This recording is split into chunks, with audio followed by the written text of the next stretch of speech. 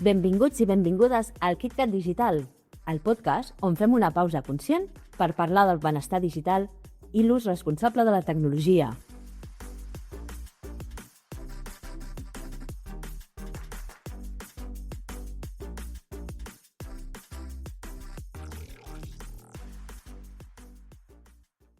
Bon dia, bona tarda. Soc la Núria Lloret, la dinamitzadora digital del Punt TIC de Granollers, de Can Muntanyola. I avui encetem la segona ronda d'entrevistes a emprenedors i professionals del sector digital que vetllen per un ús responsable de la tecnologia. Avui contem amb nosaltres el Robert i la Gemma, que són emprenedors que han creat la seva empresa a Granollers Mercat i que formen part del directori de professionals d'EdsDigital.cat. Els entrevistem perquè creiem que és un projecte superinteressant, que no és nou, que ve fruit d'una llarga trajectòria professional. I bé, sense més, Robert, Gemma, bona tarda, bon dia, ara sí. Hola, bona tarda. Què tal esteu? Molt bé, molt bé. Molt bé, agraïts que compteu amb nosaltres. El Robert i la Gemma els vam conèixer a la trobada de creació d'empreses que vam realitzar em sembla que va ser el mes de juny. L'empresa que han creat ara es diu Tecora i estan especialitzats en eines de programari lliure adreçats a emprenedors i autònoms. Doncs moltes gràcies per venir. La primera pregunta que començarem és, vau venir per Tecora, però després d'aquí ha sortit una llarga trajectòria professional i de projectes que ens va sorprendre. I bé, d'on sortiu vosaltres dos? Perquè no us coneixíem, no us teníem fitxats com a professionals i ens ha sobtat la llarga trajectòria d'experiència, no? Bé, nosaltres venim de Barcelona, hem viscut a Barcelona pràcticament tota la vida i hem vingut a viure fora de Barcelona i per això hem tingut ara aquesta ocasió de conèixer-nos. Però nosaltres hem fet una empresa nova, diguéssim, que es diu Tecora, que treballa per oferir solucions tecnològiques per a associacions, entitats o petites empreses, fins i tot administracions en àmbits com de plataformes de comunicació, consultoria, formació TIC i processos participatius. Tot això usant, bàsicament, eines de programari lliure, efectivament. I dic que som una empresa jove perquè, com bé dius, doncs ens vam formar com a empresa aquí, però el nostre major capital són les persones que integrem aquesta empresa, no? Que són la Gemma i jo, que tenim doncs, la nostra trajectòria personal i professional de cadascun que aportem en aquesta empresa, no? De fet, acumulem molta joventut. Sí. Molts anys de joventut acumulant experiència i treball en aquests àmbits. Jo, concretament, tinc una formació en estudis socials i vaig treballar 25 anys a la banca. La banca va passar el seu moment crític, però per mi va ser l'oportunitat de fer una reorientació a la meva vida i dedicar-me al que realment més m'agrada. I el que vam fer doncs, amb en Robert, que a més som parella, doncs, buscar com convertíem el que sabíem fer i el que podíem oferir a la societat doncs, en una forma de negoci. Jo soc músic de formació, però vaig començar la informàtica doncs, com tants altres informàtics de la meva generació, no? Doncs perquè ens apassiona i perquè ens hem autoformat. Jo vaig fer la meva primera pàgina web per vendre un producte relacionat amb la música, perquè llavors em dedicava a la música el 1996. I vaig començar a tenir contactes amb comunitats de programari lliure a l'any 2000, concretament amb Drupal, no? Vaig assistir a una primera DrupalCon a Amsterdam el 2005, vaig acabar coorganitzant aquí el 2007 una DrupalCon a Barcelona, van venir 450 persones d'arreu del món. Després vaig acabar fundant una empresa que treballava amb Drupal, una empresa que després em vaig vendre, i que encara continua, que es diu Imbra, i treballen només amb Drupal. I he col·laborat amb molts altres projectes de programari lliure, que és el que a mi m'apassiona, diguéssim, és aquest treball col·laboratiu pel bé comú, no? I soc membre del Softcatalà. Softcatalà. Com bé has dit, vas fundar una empresa, val? Una empresa especialitzada en un programari lliure com és Drupal, que és arxiconegut, i que presenta molts avantatges respecte a programari privatiu, val? Respecte a seguretat. I també has parlat de la comunitat de Drupal, no? Has parlat de dues característiques que es vinculen molt amb el programari lliure, el concepte de seguretat i el concepte de comunitat, no? Llavors, com eren les comunitats digitals amb aquells inicis? Mira, les comunitats digitals eren, bé, encara són, una comunitat de persones, no només desenvolupadors, sinó que també hi ha usuaris finals, hi ha dissenyadors que treballen col·laborativament per un bé comú, per escriure un programa, per desenvolupar un programa que ens faci la vida més senzilla, i ho fan amb l'únic desig, diguéssim, de fer-ho el millor possible i que ens sigui útil, no? I com amb la societat en general, doncs, que les comunitats han evolucionat, no? I te'n pots trobar, doncs, de tots tipus. Per exemple, amb uns ecosistemes molt més mercantilitzats, com el WordPress, que és un entorn on has de pagar gairebé per tot, diguéssim, no? Bé, doncs hi ha comunitats, en aquest sentit, hi ha comunitats diferents. El que sí que tenen tots en comú són uns principis i uns valors que són els que defineixen el programari lliure, no? No em vull extendre massa, però aquí és un bon moment per explicar, ni que sigui molt breument, que programari lliure i codi obert no és exactament el mateix, però s'acaba usant com termes sinònims. I en general el que vol dir és que aquell programari és accessible, la seva font és accessible, s'hi pot accedir qualsevol persona amb els coneixements necessaris, pot accedir al codi font. Aquell programari es pot redistribuir de forma lliure, no? I tens possibilitats de modificar-lo. Hi ha llicències obertes que donen garanties a totes aquestes coses, fan ús normalment d'estàndards oberts que fan que hi hagi una major interoperabilitat entre els programaris lliures, que això és molt interessant, que en una empresa tots els seus programes es puguin comunicar els uns amb els altres. Per exemple, una de les coses que ha canviat el programari lliure sobre el programari privatiu és que el programari privatiu s'ha acostat al programari lliure. No sé si encara recordeu, però el Microsoft Word només guardava documents amb el seu format. Ara ja guarda en formats estàndards oberts, no? Sí, i ara cites el Word, no? Però de fet hi ha molts programes privatius que s'han desenvolupat gràcies al codi obert. Naturalment, exactament. Una altra característica, doncs, del programari lliure és aquesta col·laboració comunitària, és a dir, es fa en col·laboració amb altres desenvolupadors.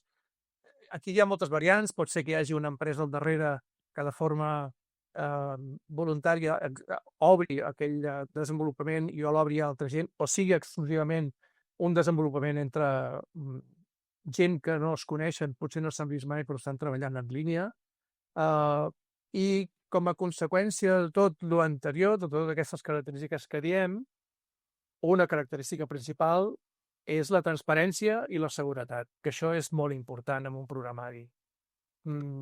Sense transparència i sense seguretat no podem tenir una relació, diguéssim, honesta amb un programari. No sabem què fa. Si no sabem què fa, no sabem què fa amb les nostres dades, si no sabem si té un forat de seguretat o no, això ens pot afectar moltíssim amb les nostres vides. No ens n'adonem, però ens pot afectar moltíssim. I tot això, el programari lliure és transparent i és segur.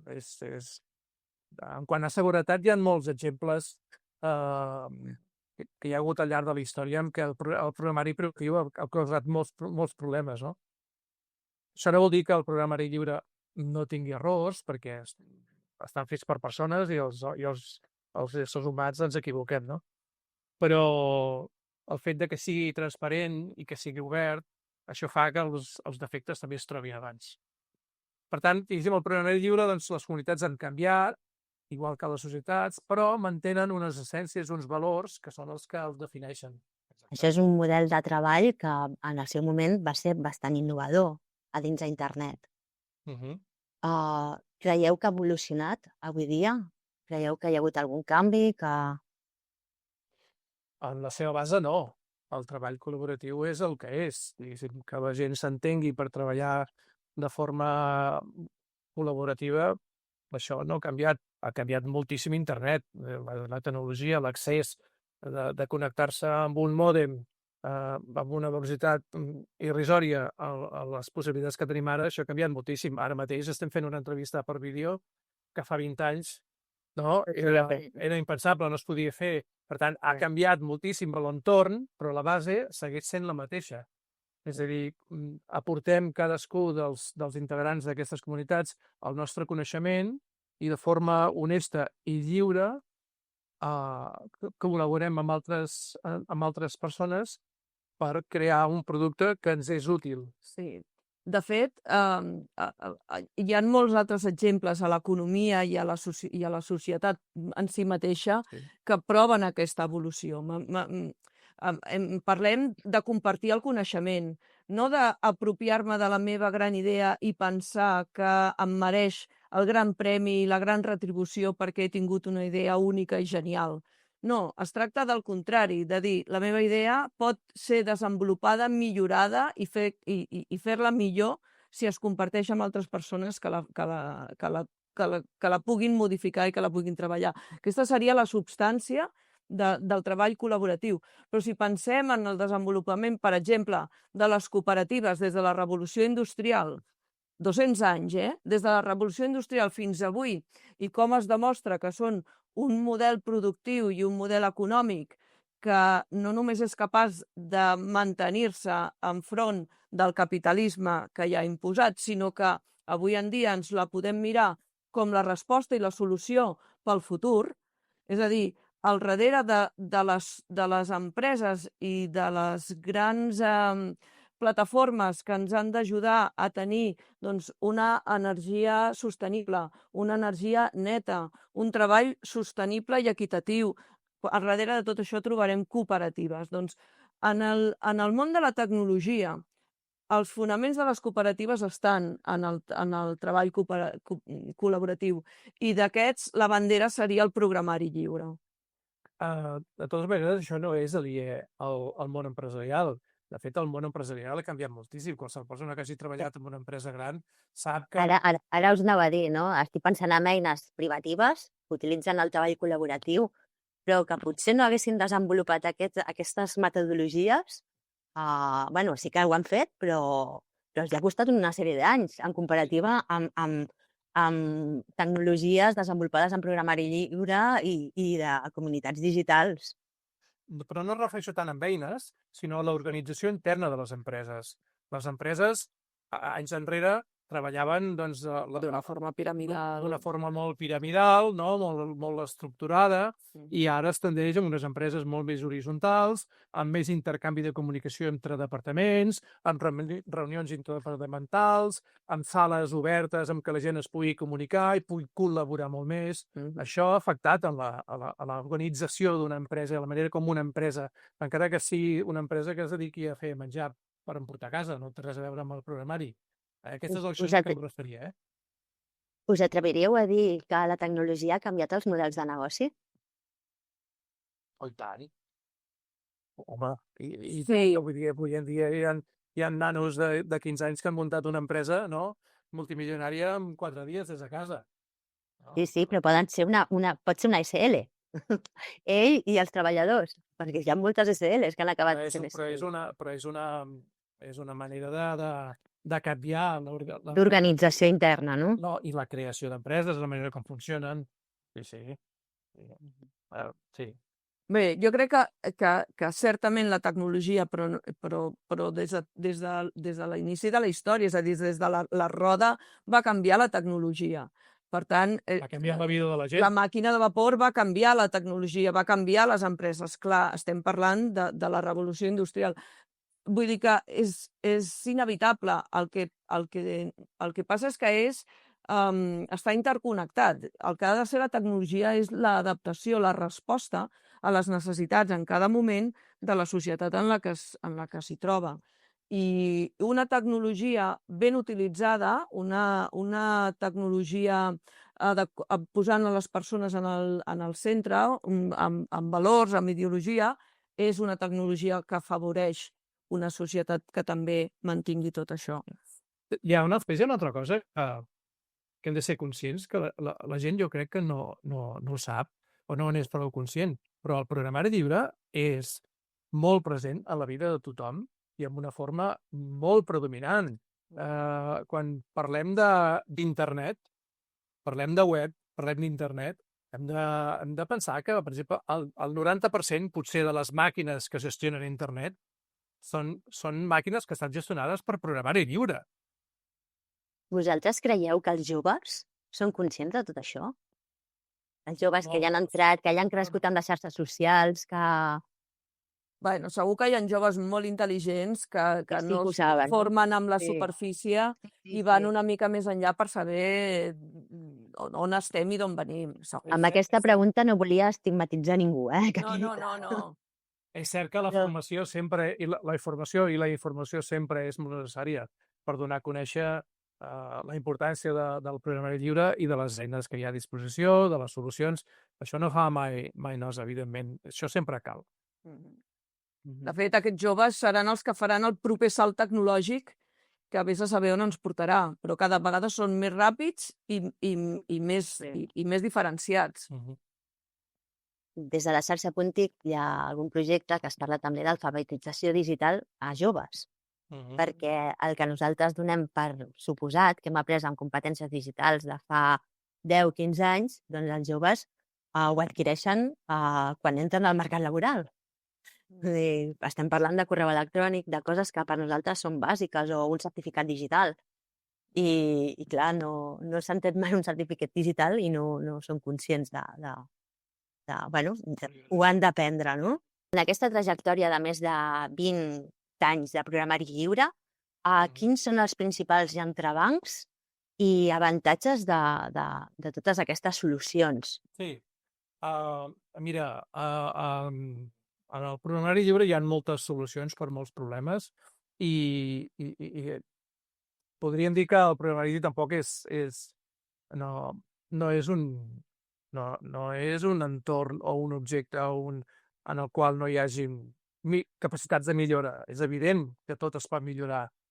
I segurament, doncs, si el programari lliure no es troba en l'expansió o en el coneixement que alguns voldríem, doncs segurament és a causa d'alguns problemes que hagi pogut tenir en el passat i que s'intenten de resoldre, no?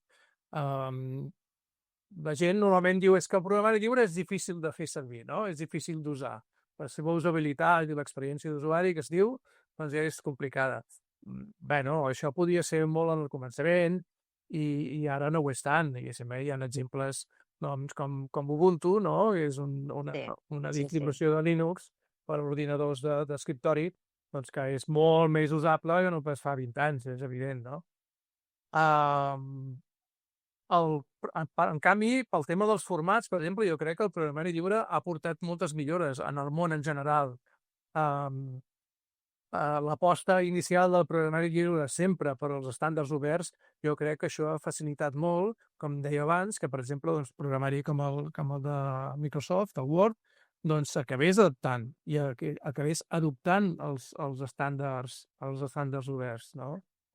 Altres coses que se li critiquen, home, és la falta de suport tècnic professional, diguéssim. Esclar, si et ve que una empresa Microsoft que es gasta una milionada a tenir tècnics i a vendre't i no sé què, bueno, doncs, esclar, el programari lliure el realitzen tradicionalment comunitats d'usuaris. I quin suport tens d'aquesta gent? Bueno, doncs això s'ha anat evolucionant, solucionant per crear doncs, models de negoci a l'entorn del programari lliure. Hi ha empreses, grans empreses com Red Hat, Canonical o Nextcloud que ofereixen serveis totalment professionals amb programari lliure. Vull dir que hi ha hagut una evolució, evidentment, i si em preguntes per solucions concretes, per eines concretes, Clar, a més, la primera que se'ns acut és la de l'ofimàtica, el LibreOffice. Aquesta és una Aquesta utilitat és la que vam començar tots, no? d'OpenOffice i en LibreOffice. Ah, són diferents. És Mira. la mateixa derivació, diguéssim. En el seu moment, OpenOffice estava desenvolupat per una comunitat d'usuaris, hi va haver una empresa que s'hi va implicar molt, que va acabar dominant l'evolució, i llavors la comunitat d'usuaris va fer una derivació que es diu LibreOffice. Doncs tens el mateix programa, un gestionat per una empresa, un altre gestionat per la comunitat d'usuaris. Jo faig servir LibreOffice, es pot fer servir OpenOffice també, no hi ha cap problema, és un programari lliure. Jo faig servir LibreOffice, però és un paquet d'ofimàtica, diguéssim, molt complet, totalment homologable a qualsevol altre paquet d'ofimàtica privatiu, amb tots els elements del programa lliure. Sí, si em permet, nosaltres aquí a l'administració, un dels avantatges que tenim és que treballem bastant en programari lliure i clar, podem donar garanties de que funciona perfectament i que té una robustesa en temes de seguretat, que a nosaltres ens preocupa molt, perquè hem de vetllar molt per la confidencialitat de les dades del ciutadà i ciutadanes i funcionen perfectament. És que jo crec que la implantació del programari lliure no és tant un problema d'eficàcia o de seguretat, sinó és un problema de diners que tenen les companyies, les grans companyies, que fan aquests grans programes, aquests contractes programa amb administracions, amb grans empreses, que els fan pagar una millonada amb llicències i que els fan creure que amb això estaran millor. I simplement perquè tenen una capacitat de màrqueting molt més gran que qualsevol comunitat d'usuaris d'un programari lliure. Jo crec que aquest és el problema, perquè són tan o més eficaços els programes de programari lliure i més segurs que els privatius. En aquest sentit, és una guerra comercial, igual que poden tenir les grans marques contra les marques blanques de múltiples productes que trobes en el supermercat. Doncs és exactament el mateix. A nivell d'usuari, potser tu no trobes diferència, o quan has trobat la marca blanca del teu gust, és aquella. Per tant, no està en el preu ni en cap altra cosa, està en la capacitat, el que diu el Robert, la capacitat de posar diners a l'àrea de màrqueting.